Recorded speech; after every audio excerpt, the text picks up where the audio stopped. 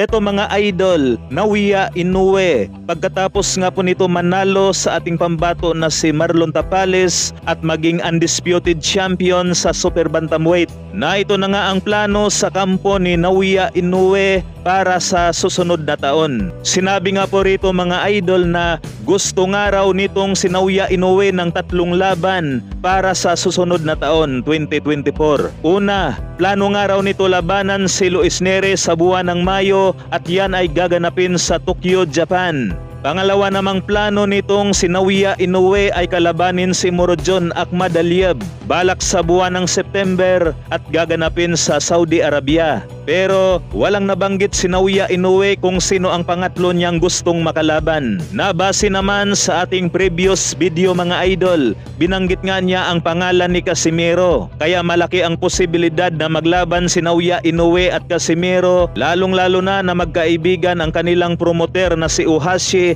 at Masayuki Ito na kapwa mga Japanese. Kaya naman ay kailangan ni Cuadro Alas na tudasin kung sino ang kanyang susunod na makakalaban sa buwan nga raw ng March o di kaya April sa taong 2024. Sa ibang balita naman mga idol, laban ng ating pambato na si Genesis Libranza na ginanap sa bansang Thailand ay tinudas nga lang nito sa unang round ang Thailander na si Adisakif Cham. Narito ang kanilang highlights mga idol.